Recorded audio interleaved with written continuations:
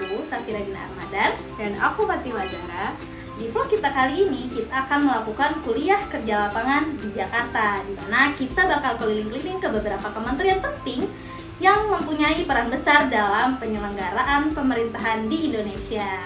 Nah, bener banget. Tempat pertama yang bakal kita kunjungi adalah Kementerian Dalam Negeri, khususnya bagian kependudukan dan pencatatan sipil. Nah, setelah itu kita bakal lanjut ke Kementerian Perdagangan. Gak berhenti di situ juga, kita juga akan main ke Kementerian Lingkungan Hidup dan Kehutanan. Dan yang terakhir, kita juga akan main ke Sekretariat Negara buat memahami nih peran penting Setnek dalam mendukung tugas Presiden dan Wakil Presiden. Jadi 3 hari ke depan bakal penuh materi penting sekaligus pengalaman lapangan yang pastinya ngebuka wawasan baru tentang bagaimana pemerintah bekerja dari belakang layar. Yuk ikut perjalanan KKL kita di Jakarta, let's go! Hari ini tanggal 9 November kami lagi berkumpul di Pendopo untuk persiapan keberangkatan menuju Jakarta. Nah, kita sekarang lagi ada di gedung Kementerian Kependudukan dan Keluarga Berencana Nasional (BKKBN). Nah, tepatnya gini, kita lagi ada di auditoriumnya nih. Lihat ya. Halo semuanya, sekarang kita sudah berada di Kementerian Kependudukan, di mana kita akan mendapatkan materi mengenai stabilitas dan ketahanan demografi sesuai visi Indonesia Emas 2045, yaitu cita-cita Indonesia menjadi negara yang berdaulat, maju, adil, dan makmur. Untuk mencapainya diperlukan sumber daya manusia unggul yang menguasai iptek, pembangunan ekonomi berkelanjutan, pemerataan pembangunan, serta sistem politik yang demokratis dan bersih. Visi ini menekankan bahwa kualitas penduduk merupakan faktor utama keberhasilan pembangunan jangka panjang. Materi selanjutnya mengenai bonus demografi, peluang besar, tantangan besar. Indonesia saat ini memiliki sekitar 196 juta penduduk usia produktif, sehingga masuk periode bonus demografi. Namun, meski tampak sebagai peluang, mayoritas penduduk produktif masih menghadapi berbagai kerentanan nih.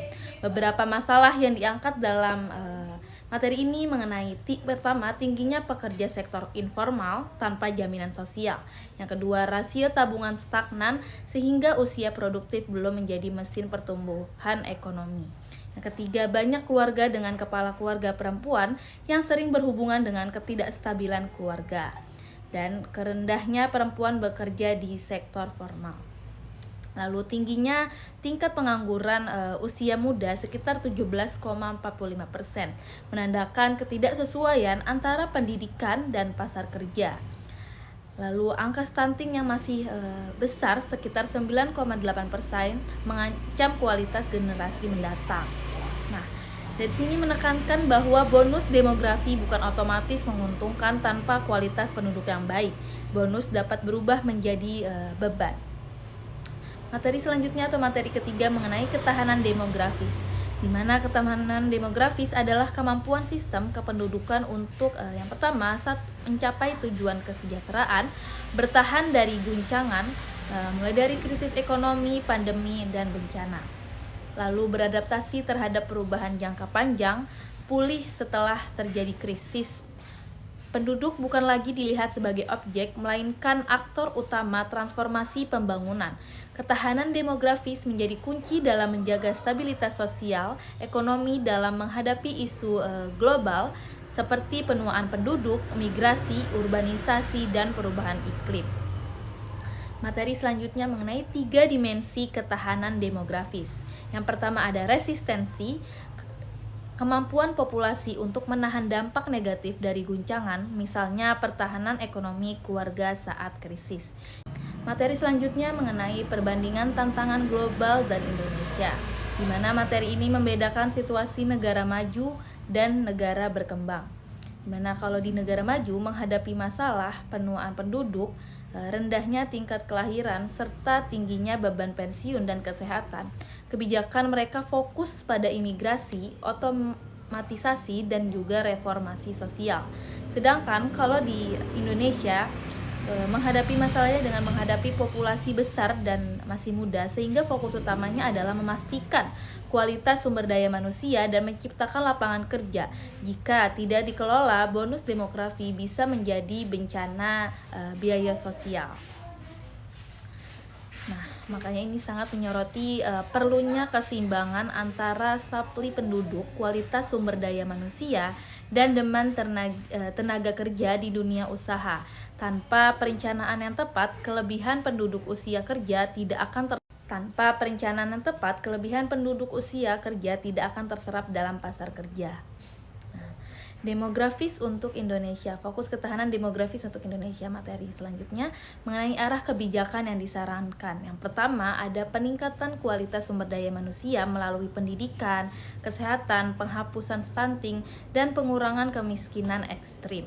Yang kedua, pendidikan dan keterampilan tenaga kerja untuk menyesuaikan kebutuhan industri. Yang ketiga, penyediaan lapangan kerja menciptakan iklim investasi yang kondusif.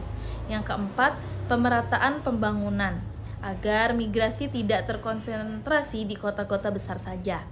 Yang kelima, sistem kesehatan yang kuat untuk menghadapi resiko-resiko bencana dan epidemi. Yang keenam, kebijakan adaptif terhadap perubahan iklim, karena perubahan iklim mempengaruhi ketahanan pangan dan juga kesehatan. Terdapat 6 intervensi kebijakan untuk ketahanan demografis. Nah, yang pertama ada investasi modal manusia, pendidikan, kesehatan, gizi, keterampilan, dan lain-lain. Yang kedua, kebijakan keluarga dan reproduksi yang seimbang, di mana mengendalikan fertilitas agar ideal pada TFR 2,1. Yang ketiga, ada tata kelola dan partisipasi publik yang kuat. Yang keempat, kebijakan migrasi inklusif. Yang kelima, perencanaan berbasis data menggunakan sensus dan big data. Yang keenam, penguatan sistem ekonomi dan penciptaan lapangan kerja. Kesimpulan dari materi ini yang bisa kita ambil, ketahanan demografis dapat tercapai jika administrasi kependudukan dilakukan dengan baik dan lingkungan hidup dijaga secara berkelanjutan. Administrasi kependudukan yang akurat membantu pemerintah memahami jumlah, sebaran, dan kualitas penduduk untuk menyusun kebijakan yang tepat dalam memanfaatkan bonus demografi. Sementara itu, kondisi lingkungan yang sehat dan aman menjadi faktor penting yang menentukan kesehatan, produktivitas, serta kemampuan masyarakat beradaptasi terhadap perubahan. Integrasi keduanya memastikan penduduk Indonesia memiliki populasi yang tangguh, berkualitas, dan mampu menopang pembangunan menuju Indonesia Emas 2045.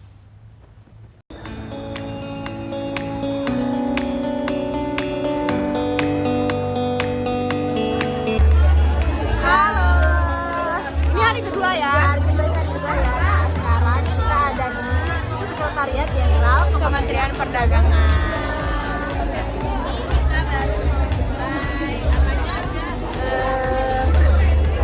Seminarnya. Jadi nanti ditunggu ya penjelasan. Peran Kementerian Perdagangan dalam meningkatkan daya saing UMKM Indonesia serta kondisi terkini perdagangan nasional. Pada awal paparan dijelaskan bahwa perekonomian Indonesia pada kuartal ketiga tahun 2005 menunjukkan pertumbuhan yang positif. Produk domestik bruto mencapai lebih dari 6.000 triliun dengan pertumbuhan ekonomi sekitar 5%. Dan sektor perdagangan juga tumbuh cukup tinggi.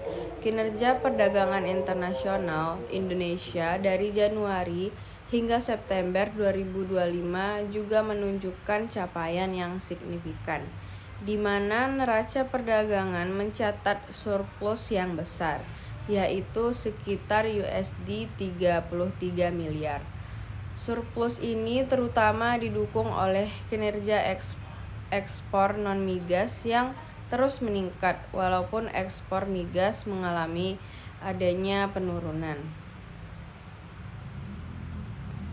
Fokus besar Kemendak tercermin dalam 2 agenda utama, yaitu pengamanan pasar dalam negeri dan perluasan pasar ekspor.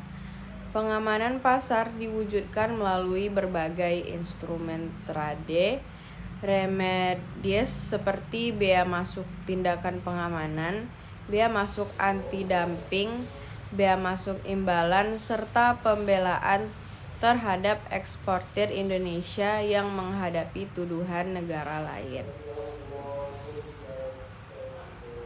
Di sisi lain, perluasan pasar ekspor dilakukan melalui perjanjian perdagangan internasional, di mana Indonesia saat ini telah memiliki lebih dari 24 perjanjian perdagangan dengan 30 negara, dan beberapa perundingan besar seperti Indonesia, Uni Eropa, CEPA ditargetkan selesai pada tahun 2025. Di bidang pemberdayaan UMKM, Kemendak menjalankan berbagai program yang bertujuan membuka akses pasar, meningkatkan kualitas produk, hingga memperkuat branding UMKM. Program Teras Indonesia bekerja sama dengan IKEA, sementara kerjasama dengan Aprindo dan Hipindo membuka peluang produk UMKM masuk ke gerai retail modern seperti Hero, Sogo, alun-alun Indonesia, hingga minimarket besar. Program seperti Business Matching, Gaspol Goes to Campus, UKM Pangan Award, pameran pangan Nusa, hingga pendampingan branding dan kemasan, seluruhnya diarahkan agar UMKM tidak hanya unggul di dalam negeri, tetapi juga siap menembus pasar global. Bahkan pameran pangan Nusa mencatat transaksi ratusan miliar rupiah, menunjukkan antusiasme buyer lokal maupun luar negeri. Selain itu, Kemendak juga mendorong UMKM agar mampu ekspor melalui kegiatan business matching, pitching, dan pendampingan mentor. Ribuan UMKM terlibat dan menghasilkan nilai transaksi ekspor puluhan juta dolar. Produk-produk yang diminati buyer mencakup kopi, rempah, makanan dan minuman, produk pertanian, furniture, produk perawatan tubuh, hingga fashion muslim. Program besar lainnya adalah Desa Bisa Ekspor, yang menggandeng berbagai kementerian dan lembaga untuk menjadikan desa sebagai pusat pertumbuhan ekspor nasional. Produk ini berfokus pada pengembangan potensi unggulan desa agar berkualitas dan memenuhi standar internasional. Gerakan Kamis Pakai Lokal, disingkat Gaspol, juga menjadi bagian kampanye budaya untuk meningkatkan kebanggaan masyarakat terhadap produk lokal. Gerakan ini mengajak pegawai Kemendak memakai produk lokal setiap hari Kamis, sembari mendorong konsumsi dan promosi produk UMKM secara lebih luas. Selain itu, jaringan retail modern yang mencapai lebih dari 86.000 gerai di seluruh Indonesia menjadi mitra penting dalam menyalurkan produk UMKM pangan yang diproduksi oleh lebih dari 600.000 pelaku UMKM binaan. Kemendak juga menyelenggarakan pameran besar seperti Trade Expo Indonesia (TEI) ke-40 tahun 2025 yang berhasil mencatat transaksi lebih dari USD 22 miliar. Transaksi UMKM di dalamnya mencapai ratusan juta dolar, jauh melampaui target awal. Acara ini diikuti oleh 8.000 buyer dari 130 negara, sehingga menjadi platform strategis bagi UMKM maupun industri nasional untuk memperluas pasar global. Seluruh rangkaian program tersebut menunjukkan bahwa Kemendak merupakan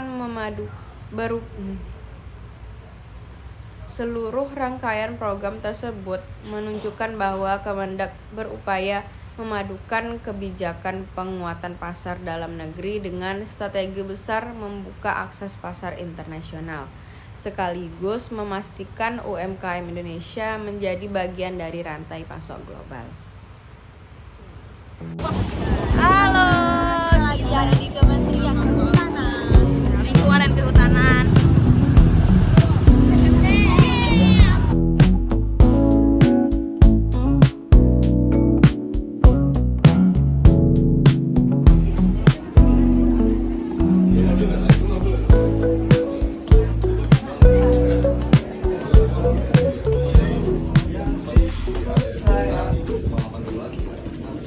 materi mengenai strategi peningkatan produktivitas hutan untuk mendukung swasembada pangan dan energi. Nah, yang pertama itu materi ini menjelaskan bahwa Indonesia memiliki kawasan hutan yang sangat luas, mencapai lebih dari setengah total daratan negara. Luas keseluruhan kawasan hutan daratan sekitar 120 juta hektar. Sementara total kawasan hutan nasional mencapai lebih dari 125 juta hektar. Kawasan ini mencakup hutan produksi dan hutan lindung sebagai aset ekologis sekaligus ekonomi. Nah, data ini menunjukkan pentingnya hutan sebagai sumber pangan, energi, dan penyangga lingkungan hidup. Karena itu, produktivitas hutan perlu ditingkatkan untuk mendukung ketahanan pangan dan energi nasional. Yang kedua, materi kedua, paradigma lama pemanfaatan hutan. Sebelum adanya perubahan regulasi melalui Undang-Undang Cipta Kerja, pemanfaatan hutan sangat tersementasi dan bersifat tunggal. Izin diberikan berdasarkan jenis usaha tertentu saja, seperti izin hasil hutan kayu, izin hasil hutan kayu, bukan kayu, atau izin jasa lingkungan. Nah, pola ini membuat lahan hutan kurang optimal sehingga setiap izin hanya memungkinkan satu jenis kegiatan. Nah, yang ketiga ini materi mengenai paradigma baru, multi usaha kehutanan PBPH. Setelah diberlakukannya Undang-Undang Cipta Kerja, pemerintah mengubah pendekatan menjadi sistem multi usaha kehutanan PBPH. Dalam sistem baru ini, pemanfaatan hutan bersifat landscape based, artinya satu kawasan dapat digunakan untuk berbagai jenis kegiatan sekaligus, mulai dari pemanfaatan kayu, hasil bukan kayu, pangan hutan, hingga jasa lingkungan. Pendekatan ini memungkinkan masyarakat dan pemegang izin memanfaatkan lahan secara lebih fleksibel dan optimal, sekaligus meningkatkan kesejahteraan dan keberlanjutan ekologi. Multi usaha juga membuka akses legal bagi masyarakat lokal. Nah, keberhasilan dari multi usaha kehutanan memerlukan dasar hukum dan tata kelola yang kuat. Nah, di sini juga dijelaskan bahwa terdapat berbagai regulasi penting seperti UU Cipta Kerja, peraturan pemerintah tentang penyelenggaraan kehutanan, dan aturan-aturan materi yang mengatur tata hutan, rencana pengelolaan, dan mekanisme perizinan multi usaha. Pemerintah juga memperkuat peran Kesatuan Pengelolaan Hutan (KPH) untuk memastikan implementasi di lapangan berjalan efektif. Keseluruhan regulasi ini ditunjukkan untuk mempercepat pengembangan usaha kehutanan yang produktif dan berkelanjutan. Selanjutnya, progres pelaksanaan PBPH dan penataan areal kerja. Di sini, melalui sistem informasi sistem Sipashut, pemerintah memantau perkembangan jumlah izin PBPH dan penyusunan rencana kerja multi usaha. Contoh penataan areal kerja menunjukkan bagaimana satu kawasan dapat disusun untuk berbagai fungsi seperti agroforestry, tanaman karet, buah-buahan, kawasan lindung, hingga kemitraan hutan. Penataan ini menggambarkan implementasi nyata konsep multi usaha berbasis landscape yang sekaligus tetap menjaga fungsi lindung ekosistem. Meskipun sistem multi usaha menawarkan banyak peluang, terdapat sejumlah tantangan penting yang harus diatasi.